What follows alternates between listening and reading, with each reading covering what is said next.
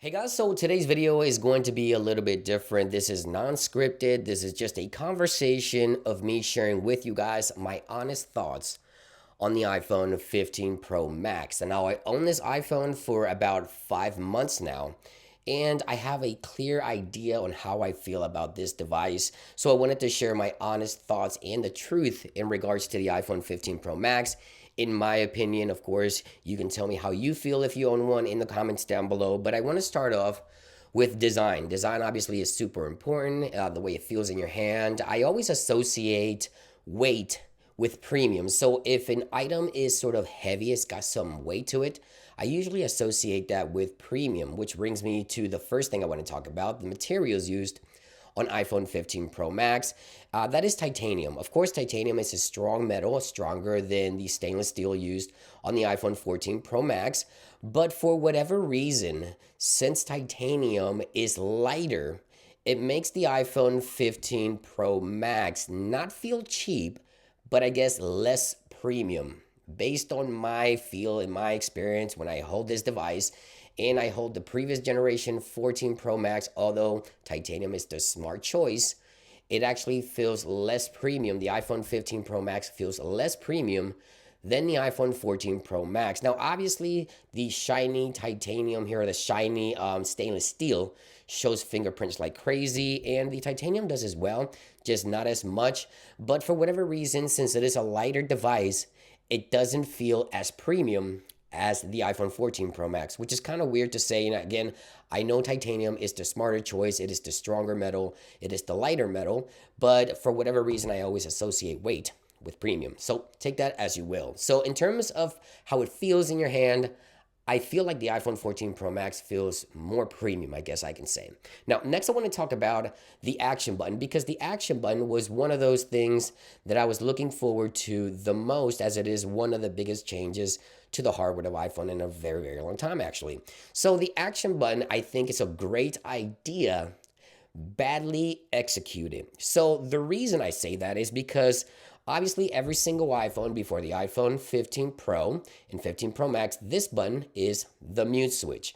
Now, when you turn this to mute, I don't know about you, but I turned it to mute ever since I unboxed my iPhone and never touch it again. So it makes me forget about the actual mute switch, and Apple placing the action button where the mute switch was makes me forget about the action button.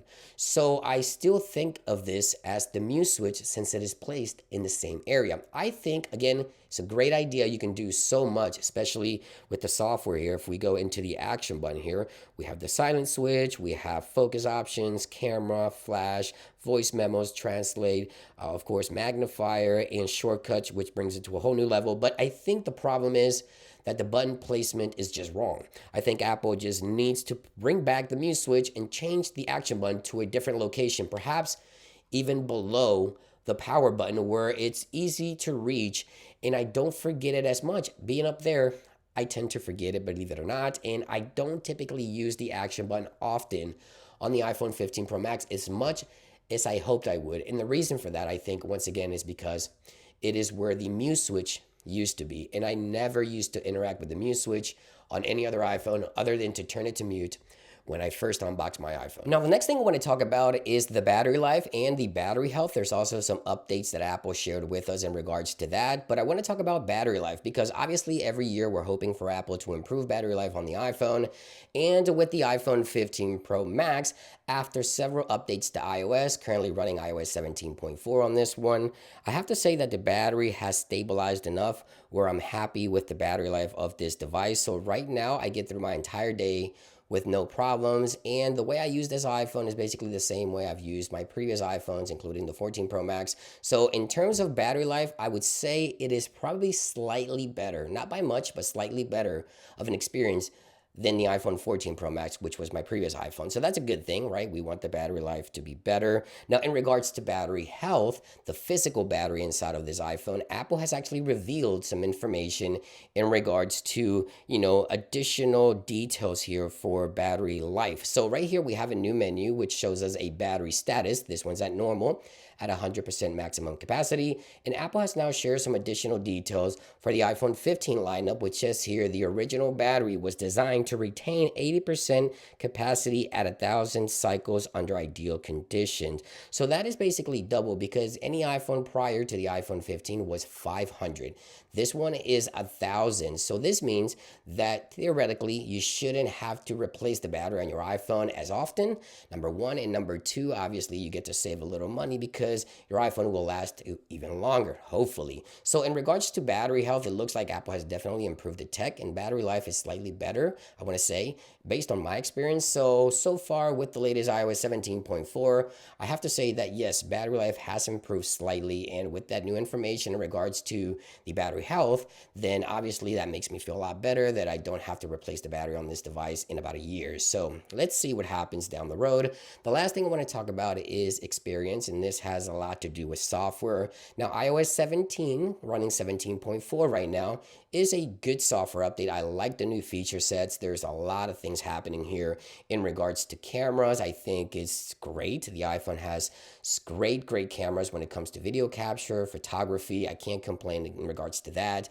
Software, obviously the ecosystem, everything works great. Sometimes there is a few bugs here and there. Obviously, software will never be perfect, but the overall experience with this iPhone, from the cameras to the software to the actual device, is a positive one. So I've been happy with the experience so far.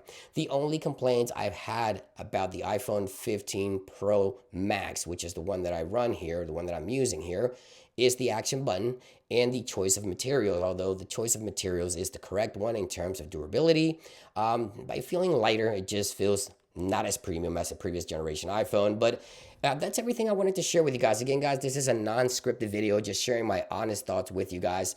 Is it enough to update from an iPhone 14 Pro Max to a 15 Pro Max? I wouldn't say so. I would say if you have an iPhone 14 Pro Max, if you have yet to update to the 15 Pro Max and with thinking about it, I would say no, just hold off for the iPhone 16. You'll get more value there. And there you guys have it. Again, my honest thoughts in regards to the iPhone 15 Pro 5 months later. Thank you for watching, and I'll see you guys on the next one. Peace.